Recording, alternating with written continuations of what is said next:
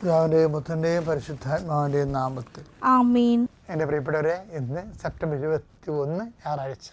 അമ്മേ പരിശുദ്ധമ്മേ, അമ്മേ പരിശുദ്ധമേ, ദൈവമാതാവേ, ദൈവമാതാവേ, കൃപാസനത്തിലൂടെ ഞങ്ങൾക്കും ഞങ്ങളുടെ ദേശത്തിനും അമ്മ മധ്യസ്ഥം തേടി തന്ന എല്ലാ അനുഗ്രഹങ്ങൾക്കും കൃപകൾക്കും ഞങ്ങളിപ്പോൾ ഹൃദയം നിറഞ്ഞ നന്ദി പറയുന്നു. അമ്മേ പരിശുദ്ധമ്മേ, അമ്മേ പരിശുദ്ധമേ, ദൈവമാതാവേ, 2004 ഡിസംബർ 7 ഉച്ചകഴിഞ്ഞ് 2:30 കൃപാസനത്തിൽ സംഭവിച്ച അമ്മയുടെ പ്രത്യക്ഷപ്പെടലിനെ കുറിച്ച് തിരുസഭയ്ക്ക് സമർപ്പിച്ചിരിക്കുന്ന പഠനരേഖകളുടെ മേൽ സഭാത്മകമായ പഠനം ആരംഭിക്കുവാൻ ഞങ്ങൾ പ്രാർത്ഥിക്കുന്നു. അമ്മേ പരിശുദ്ധമേ, ഭൂസ്വർലോകങ്ങളുടെ രാജ്ഞിയായ അങ്ങയ്ക്ക് ഭൗമ സംരക്ഷണത്തിനായി പ്രപഞ്ചപ്രകൃതിയെ തന്നെ തിരുസഭ പ്രതിഷ്ഠിക്കുവാൻ ഈ പ്രത്യക്ഷീകരണ വഴി ഇടയാക്കണമേ. പരിശുദ്ധമ്മേ, ജപമാല മാതാവേ, സകല കൃപാസനം പ്രാർത്ഥനകളോടും ചേർത്ത് ഞങ്ങളിപ്പോൾ പ്രാർത്ഥിക്കുന്ന ഈ കുടുംബത്തിന്റെ പ്രത്യേക നിയോഗം പറമക്കളെ.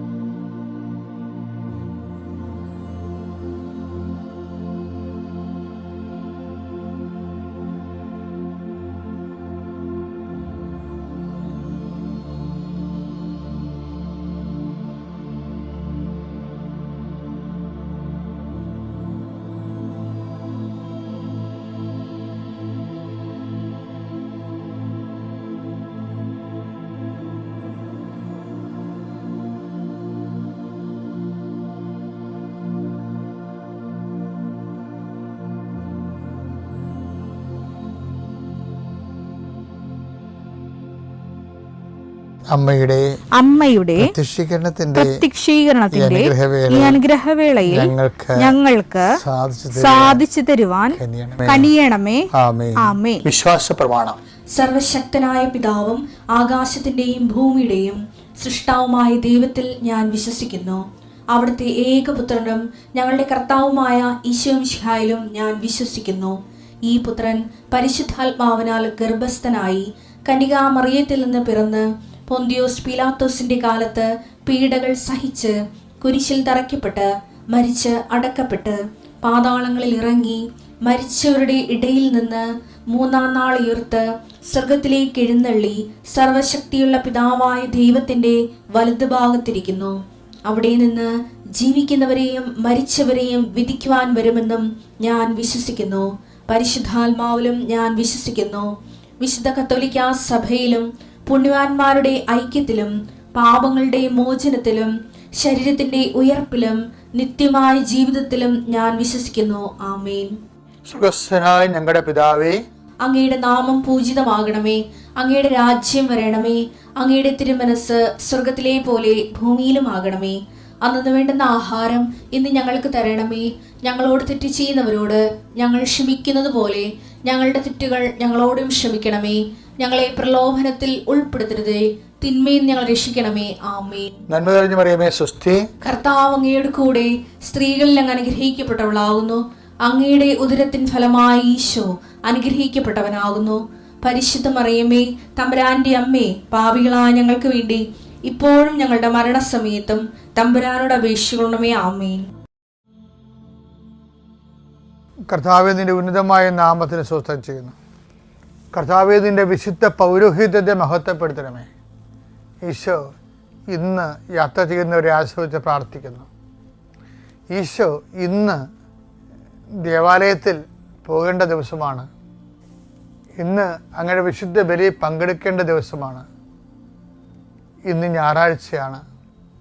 ഇന്ന് കർത്താവിൻ്റെ കാര്യങ്ങൾ വ്യാപൃതമായിരുന്നു കൊണ്ട് പള്ളിയിൽ നിന്ന് വന്നതിന് ശേഷം ജീവിത പ്രസംഗം ലോകായികമായ കാര്യങ്ങളെക്കാൾ ഉപരി ദൈവിക കാര്യങ്ങൾ സത്യചലത്തിൽ കൊണ്ട് വചനം വായിക്കുകയും രോഗികളെപ്പോയി ഉടമ്പടി എടുത്ത് രോഗികളെപ്പോയി സന്ദർശിക്കാൻ പോവുകയും ചെയ്യുന്ന ദിവസമാണ്. കർത്താവ്, ഇന്ന് അങ്ങയുടെ മക്കൾ എവിടെയെല്ലാം പോകുന്നു, ആരെല്ലാം കാണുന്നു, ആർക്കെല്ലാം സുവിശേഷം കൈമാറുന്നു, വിശ്വാസം കൈമാറുന്നു, അവരെല്ലാം കർത്താവിൻ്റെ നാമത്തിൽ ഞാൻ ആശീർവദിക്കുന്നു. കർത്താവ് ഇന്ന് പല പല കാര്യങ്ങൾക്ക്, പല വിഷയങ്ങൾക്ക് വേണ്ടി ജീവിതത്തിൻ്റെ ഈ ആഴ്ച ചില ആൾക്കാർ പണി തിരക്കി പോകും. സാധാരണ ചെറുകിട ജോലി ചെയ്ത് ജീവിക്കുന്നവർ പണി തിരക്കി പോകും. നാളത്തെ പണിക്ക് തുടങ്ങാൻ വേണ്ടിയുള്ള കാര്യങ്ങൾ സെറ്റ് ചെയ്യാൻ വേണ്ടി പോകും. അതിനകത്ത് ചില തടസ്സങ്ങളൊക്കെ ഉണ്ടാവും. പക്ഷേ ഈശോ, ഞാനിപ്പോൾ പ്രാർത്ഥിക്കുകയാണ്, അവിടെ തടസ്സങ്ങളെല്ലാം നീ മാറ്റിക്കൊടുക്കണം. കർത്താവ് സാമ്പത്തികം തരാമെന്ന് പറഞ്ഞ് തരാതിരിക്കുകയും നമ്മുടെ എല്ലാ പദ്ധതികളും തകിടം മറിക്കുകയും ചെയ്യുന്ന അവസ്ഥകളുണ്ട്. അവർ നെഞ്ചുവേദന വന്ന ആൾക്കാർക്ക് പ്രഷർ കയറി ബോധം കെട്ടുപോകുന്ന അവസ്ഥ വരെ ഉണ്ട്. കർത്താവേ, അവരെല്ലാം നിൻ്റെ വിശുദ്ധമാരെ സന്ധിക്കുകയും ആരെങ്കിലും എന്തെങ്കിലും വിഷയത്തിൽ അടിസ്ഥാനപ്പെടുത്തി ജീവിക്കുന്നുണ്ടെങ്കിൽ അവർക്കത് കിട്ടത്തില്ല എന്നുകൊണ്ടാണെങ്കിൽ അതിന് പകരം മാർഗം കാണിച്ചുകൊണ്ട് അവിടെ നീ സന്ധിക്കണമേ എന്ന് പ്രാർത്ഥിക്കുന്നു. മനസ്സമ്മതവും കല്യാണവും അതുപോലെയുള്ള കാര്യങ്ങൾക്ക് വേണ്ടി ഒത്തുതീർപ്പ് ചെയ്യാൻ വേണ്ടി പോകുന്നവരുണ്ട് ഈശോയെ. ആലോചനയ്ക്ക് വേണ്ടി പോകുന്നുണ്ട് കർത്താവ്. ആരെയും ചതിക്കുഴി വീഴാതിരിക്കാനും ശാശ്വതമായ ജീവിതത്തിലെ ദൈവമഹത്വത്തിൻ്റെ ജീവിതം അവർക്കുണ്ടാകാൻ വേണ്ടി അവർക്ക് വേണ്ടി പ്രാർത്ഥിക്കുന്നു കർത്താവ്. നിത്യം പിതാവും പുത്രനും പരിശുദ്ധാത്മാവായ സർവ്വീശ്വരൻ നീക്കുവാമേ. ഈശോ പറഞ്ഞ് പാവത്തുകൾ എപ്പോഴും നിങ്ങളുടെ കൂടെ ഉണ്ടാവും. നിങ്ങൾ പിന്നെ ചെയ്യാൻ പറ്റുന്ന കാര്യം അവരെ കരുതണമെന്നേ ഉള്ളൂ. അതാ വാക്ക് ഭയങ്കര, അതാണ് സഭയുടെ നിലപാടതാണ്. എന്താ വെച്ചാൽ മത്തായി 26:11 വാക്ക് പറയുന്നുണ്ട്. എന്താണ്? ദരിദ്രർ എപ്പോഴും നിങ്ങളോട് കൂടെ. ഏത് ഇസങ്ങൾ വന്നാലും ശരി, ദരിദ്രർ എപ്പോഴും നിങ്ങളുടെ കൂടെ ഉണ്ടാകും. ഞാൻ കഴിഞ്ഞ മാസം ലണ്ടനിൽ ചെന്നപ്പോഴേ ഭയങ്കര ഗ്ലാസ് ആയിട്ടൊരു ടവറാണ് മുഴുവൻ ഉള്ളത്, ഭയങ്കര. പക്ഷേ ആ ടവറിൻ്റെയൊക്കെ താഴെ ഓരോ കടയുടെയും വാതിക്കൽ ആൾക്കാരിങ്ങനെ പൊതിച്ചു മൂടി ധർമ്മക്കാർ കിടപ്പുണ്ട്.